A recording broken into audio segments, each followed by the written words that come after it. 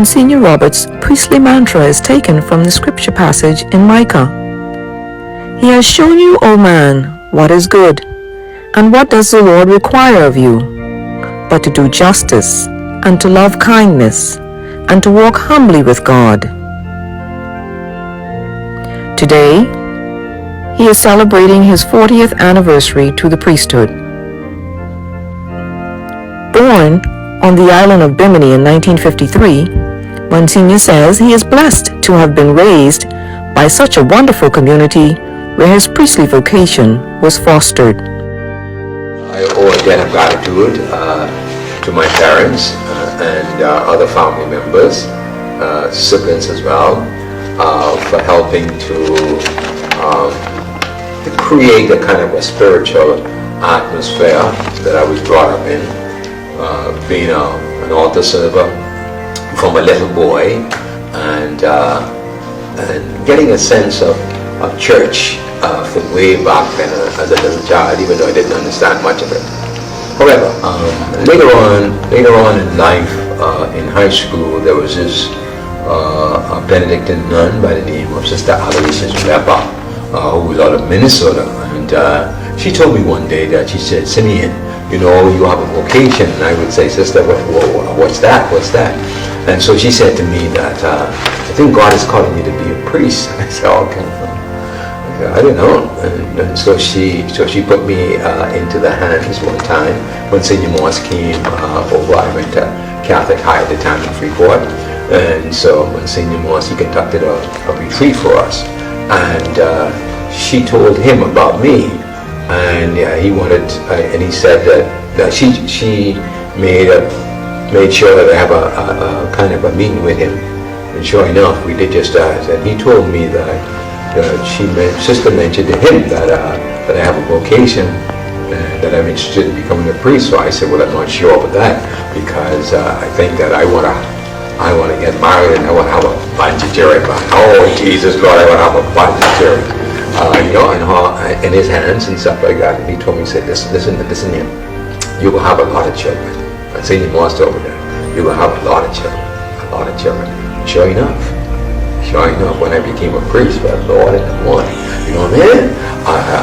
There are so many people who came into my life, who was able to mold and shape my life, journey with me, with my ups and my downs and stuff like that, able to laugh at me, laugh with me, we laugh together and all of that.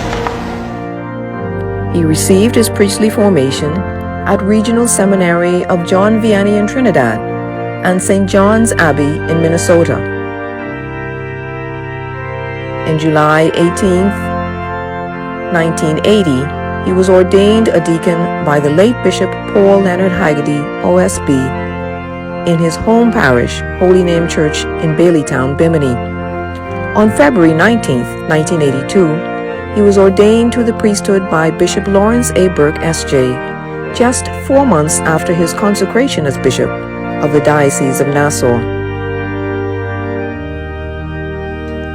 As a newly ordained priest, Father Simeon Roberts' first assignment was at St. Cecilia's Parish, where he served for 6 months. In 1982, he was assigned to St. Joseph's Parish, where he served for 4 years as assistant pastor under the Sacred Heart Fathers, Father Michael Kelly and Father Martin Gomes. His next assignment was at St. Francis Xavier Cathedral from 1986 to 87 as the assistant rector to Monsignor Preston Moss. From 1987 to 1997, Father Sim, as he is affectionately called, served as pastor of St. Thomas More Parish. On March 31st, 1997, he was reassigned and returned to St. Francis Xavier Cathedral as rector. He remained there for 7 years. It was during this time period that he became Monsignor. In 2005, following his sabbatical, he was assigned to St. Cecilia's Parish again as pastor, where he has served for the past 17 years.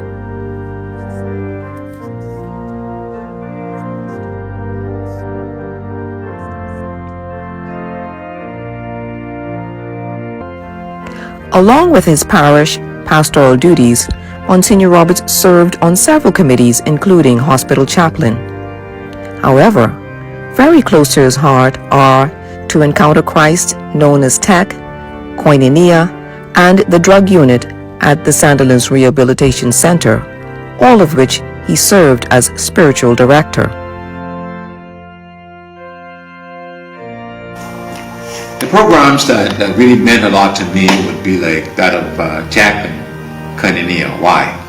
Because you see transformation. You see, one of the things you see people who would say, I don't know why I gave up my weekend in order to come here. On a Friday night, you would see them saying all of these things, being a bit antsy, saying that they wish they hadn't come, and that kind of thing. And then during the course, either the night or the following day, BAM! Something hits them, and that kind of thing. And they have this kind of an encounter with the Lord. And so doing, they find themselves in tears, or they find themselves saying, wow, I'm happy that I didn't leave. And then we see the transformation. Also had the opportunity to spend about 30 years at the drug unit at the Sandilands.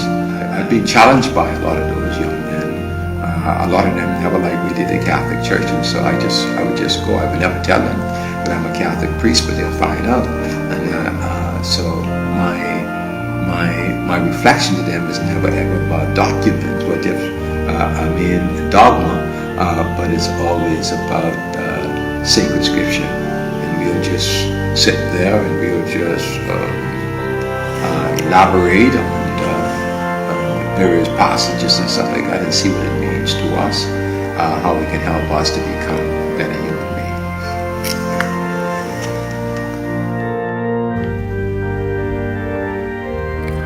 What is that sustains you, Monsignor Roberts, after 40 years? To me, it's really a prayer life. That's exactly what sustains me as a priest. You know, my commitment. I wasn't able to do this all on my own. I just had to continue to persevere. It's my commitment to my vows, and able to morning prayer means a lot to me. It's something that I cannot do without. An evening prayer.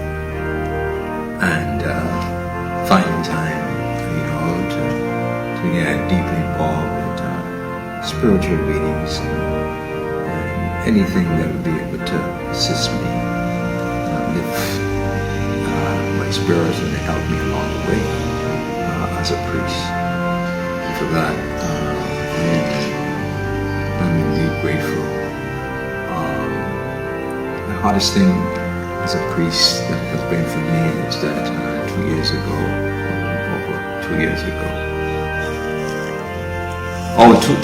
when I got sick and I was hospitalized and that kind of thing, and I couldn't function.